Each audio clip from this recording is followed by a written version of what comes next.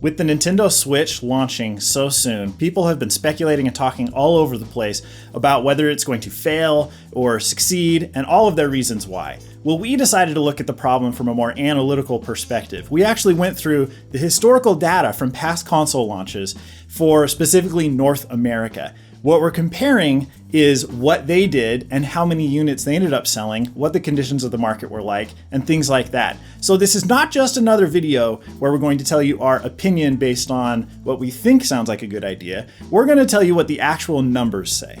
So in order to compare the launch lineup from previous console generations, we're going to be sticking with the North American market because different regions have different launch lineups. But we wanted to be able to compare, talk about things like if the launch lineup actually matters and has a measurable impact. So North America is where we're going to be focusing our video today. Likewise, we're going to be approximating the first 12 months of a console's life cycle. That way, it doesn't really matter if a console launched in November and we're only talking about 2 months worth of sales for its launch year, or whether it launches like the Switch in March. We're talking about the first 12 months of sales, regardless of when the console was released. And price-wise, we're talking about base model pricing. Many consoles launch with different versions. We're going to be talking about the cheapest version of each respective console. So as far as predictions that we already have based on different outlets and different organizations, first off, we have Nintendo's president Kimishima, and he is projecting that the Switch should sell something in the range of what the Wii did. Now, for comparison, the first year of the Switch is going to be a really good indicator if it's going to follow the trend that the Wii did or not, which will help us say a lot about the lifetime sales. The Wii, in its first year, sold about 2.3 million. And my first year, I mean first 12 months roughly, sold 2.3 million consoles. So that's going to be a good number to keep our eye on. Following that up, we have DFC Intelligence. They're predicting 3.9 million consoles sold in North America through 2017. That's not a 12-month prediction, but it's pretty close to a 12-month prediction. So let's jump in. We're going to see if this conventional wisdom holds up in the North American market. So first off, how important are first-year sales to a console? Well, to be honest, it's one of the single best indicators to what the lifetime sales of that console will be. So it's hugely, hugely important. So why do some consoles have successful or unsuccessful launches? Well, there's a few factors that we isolated.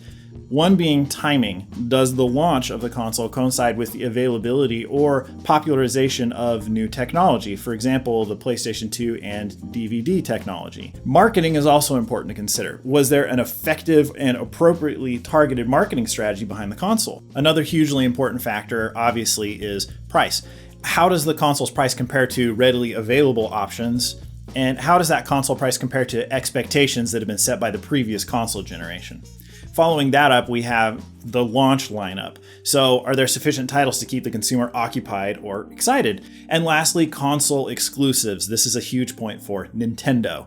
Are there captivating games and experiences that can only be experienced on this new console? Okay, so number one, price. Let's talk about it. The Nintendo Switch is going to launch at $300 US. Adjusted for inflation, 6 of the 25 console launches that we've analyzed launch near that price point, give or take $25. Those would be the Atari 7800, the Wii U, the Dreamcast, the Wii, the N64, and the PSP. Those consoles ranged from about 100,000 to about 3.6 million first year sales for an average of 2.19 million. That gives us an expectation there for that price point specifically. Removing the Atari 7800, which had a really weird launch. It's a fascinating history if you haven't looked into it, but the first year sales then range from about 1.5 million to 3.6 million roughly for an average of 2.6 million. Not too different, but somewhere a little above 2 million does not seem to be unreasonable expectation at this price point for the North American market. Now, for reference, you may be wondering, what are the most expensive or least expensive consoles that have ever launched? Adjusted for inflation, the most expensive console launch was the Atari 2600. Adjusted for inflation, that was a $788 console. The Sega Genesis / Master Drive was actually really close to that. Adjusted for inflation, $772. The least expensive console launch in the 25 that we looked at was the Game Boy Advance. Adjusted for inflation, $134. The Game Boy not too far behind that at $172, and the DS at $189. Now we're talking about $2017 right now. Now you may be thinking, okay, those are strictly handhelds. Of course, they're cheaper. So the least expensive non-handheld console was the GameCube at $270 and the Dreamcast at $287, very close to each other. So those are the cheapest, adjusted for inflation, non-handheld console launches. However, it's important to note that the Nintendo Switch is kind of weird. It's a handheld and a home console at the same time. The Switch straddling this line means that it is the most expensive handheld that Nintendo has ever released. So when we look at this graph here, we see that the correlation between the console price and the first year sales is kind of weak. It's a roughly 8% correlation. We're going to see more stronger correlations as we move throughout the video. Okay, launch titles. Launch titles, this is big. This is what so many people have been talking about lately. The Nintendo Switch is currently known to be launching with 10 games. I don't expect that to change. Now, when I talk about launch titles, I'm talking about games that are available on day one, not the first month or anything. That was a criteria we used for all these other consoles as well. 4 of the 25 consoles we analyzed launched with roughly 10 games. We're saying give or take 2. The Atari 7800 launched with 11, the Atari 2600 with 9, the PlayStation launched with 10, and the GameCube launched with 12. Those consoles range from about 100,000 to 2.2 million first-year sales for an average of 1.1 million. That's much lower than the average we got from the price that we were talking about before. If you take the Atari 7800 out of it, because again, that console is a serious anomaly, the average is about 1.5 million first-year sales. 8 of the 25 consoles we looked at launched with fewer than 10 games. And I wanted to bring this up because people are talking about, what does a lack of games mean for a console? The Atari 2600 launched with 9. The Sega Genesis launched with 6. The Sega Saturn launched with 6. The Game Boy with 5. The Game Gear with 6. The Nintendo DS launched with 7. The SNES with 5. And the N64 only launched with 2 games. Okay, here's an interesting piece of trivia for you guys, and obviously very interesting in light of what's going on with Nintendo right now. The console with the most launch titles was the Wii U with 34. Right behind that, the Vita with 29, and then the PlayStation 2 with 27. When people talk about launch title count, launch title numbers, it becomes very obvious that quality, or whether or not those were previously existing games available on other platforms, is something we really need to consider. So looking at the graph here, we see a stronger correlation between the number of launch titles and first year sales. That's about a 12% correlation there. So this seems to be a slightly better indicator than price, actually. Okay, moving on to console exclusives, Nintendo's big point, right? The whole selling point of a Nintendo platform is generally you can play Nintendo games. Nintendo is obviously really banking on their IP being a big draw early in the console life. While the Zelda franchise is notable and everything, but to be honest, it's only the 4th best-selling franchise for Nintendo. And no single Zelda game has ranked in the top 35 best-selling games for Nintendo, which is a surprising fact. So it's significant that this isn't even Nintendo's strongest IP that they're using to push the Switch at launch. So for reference, the Switch is going to have 3 exclusives on launch day: Breath of the Wild, 1-2 Switch, and Super Bomberman R.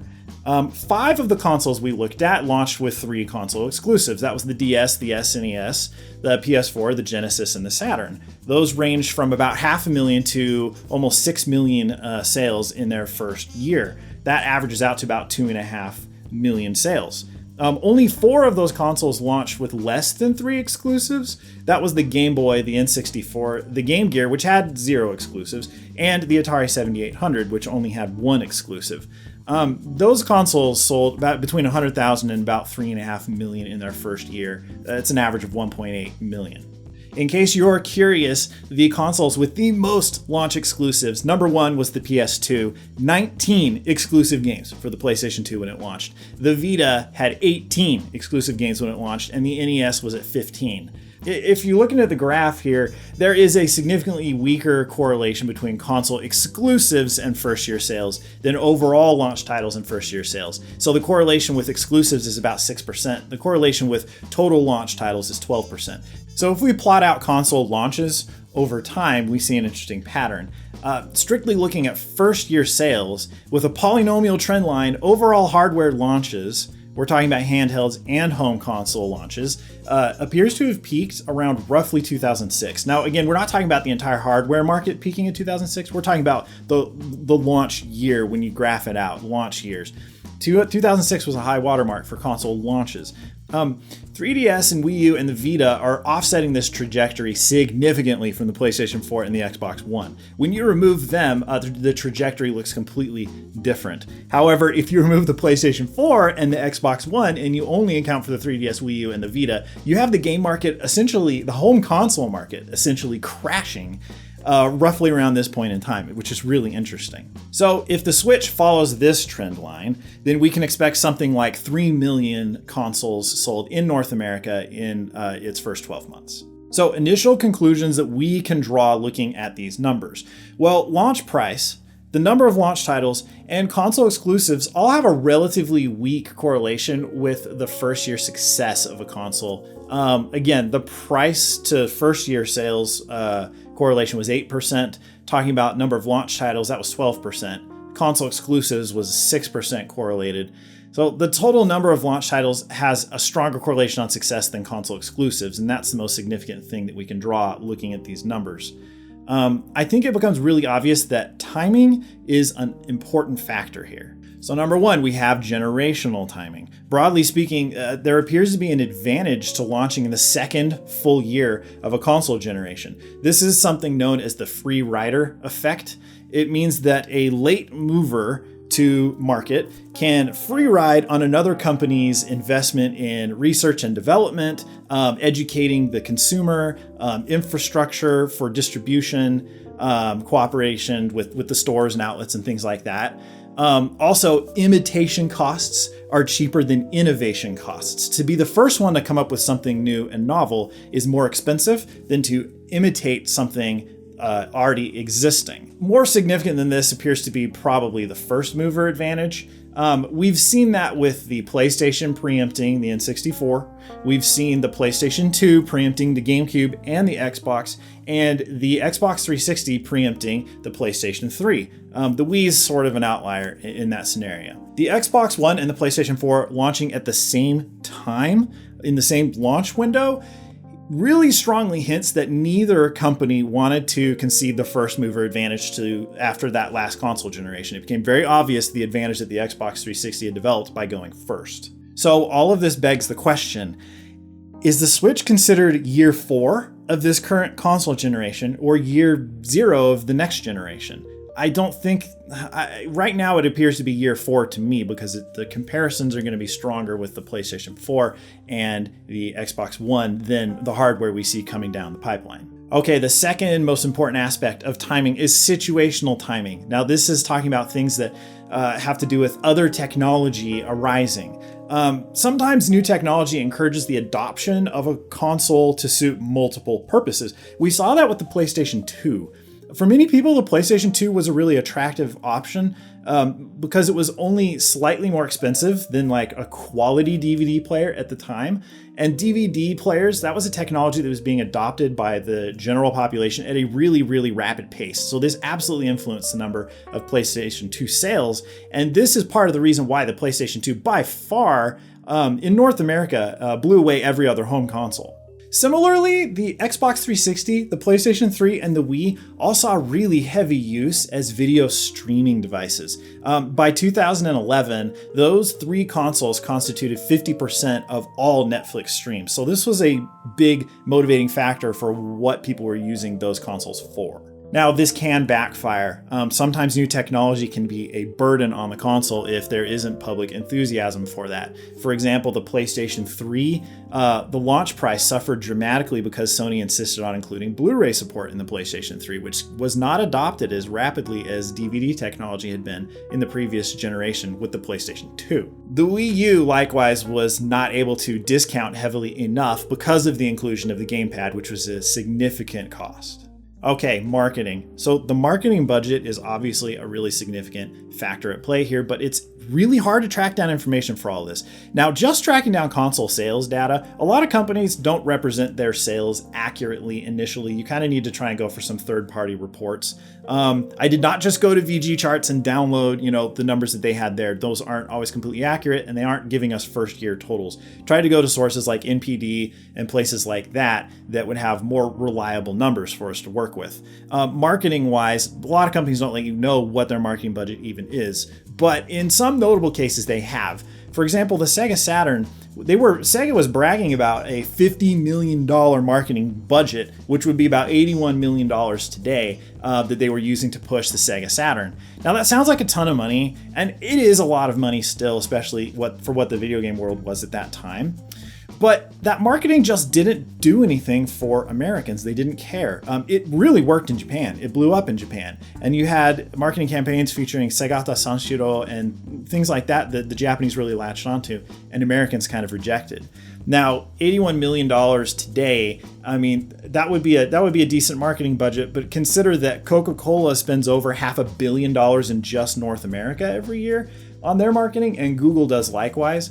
It kind of gives you a frame of reference for what that marketing is actually doing in the public's eye.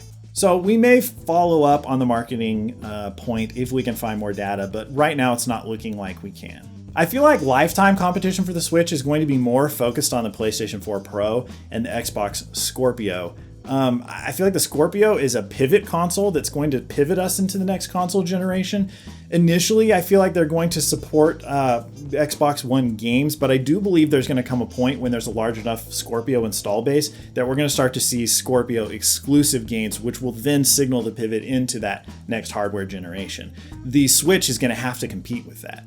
As for my personal thoughts on the matter, I feel like Nintendo has differentiated the Switch from the competition about as much as they possibly can. They're not going head to head on hardware capabilities from a pure horsepower standpoint, obviously, but they're trying to differentiate in, I think, every way that it's possible to differentiate at this point in time. Timing is a really rough point. I think this might kind of hurt Nintendo. It kind of awkwardly spans two console generations as I see it. And because of mid-generation upgrades, I feel like it's going to look farther behind quicker than, for example, maybe the Wii U did. Also, as a side note, I strongly believe there will be a successor to the Vita, if only just for the Japanese market. But the question then becomes, how does that compete with the Switch? What does that look like next to the Switch? Because right now, the biggest comparison for the Switch, I feel like, is the Vita. Nintendo's marketing, I feel like, has been really targeted and on point. That Super Bowl ad, I think, was a really, really smart move. So I feel like they at least made all the right moves with their marketing this time around as opposed to what they did with the Wii U. Now for the price to power trade-off that we were talking about earlier, I feel like it's a pretty good price to power trade-off from a global perspective, but more specifically in Japan, where mobility is more of a concern, I think it's a really, really excellent value. The launch lineup is absolutely worse than the Wii U in some ways. But it contains several noteworthy games, which I think is why it still kind of stands out, because the Wii U had so many games that people had already played. Nintendo has announced plans to space out major releases so there won't be any large gaps in their schedule. And this sounds like, to me, the major lesson they're taking away from what happened with the Wii U. It seems to me that they're kind of ascribing that as the problem, the real Achilles heel that the Wii U ended up facing. Also consider that consolidating the handheld and console software departments might make it easier for Nintendo to not have any large gaps in their release schedule, and they could support the console entirely on their own without strong third-party support. This was a really eye-opening subject to research. There's so much discussion in the gaming community, but it's fueled by opinions generally rather than data. So I think it's really refreshing to step back and look at things a little bit more objectively. If you liked what you saw, please consider contributing to our Patreon campaign. Thanks for joining us. We'll post a follow-up to this when we actually know some numbers on the Switch, and we'll see how accurate we were here. We'll see you guys again next time.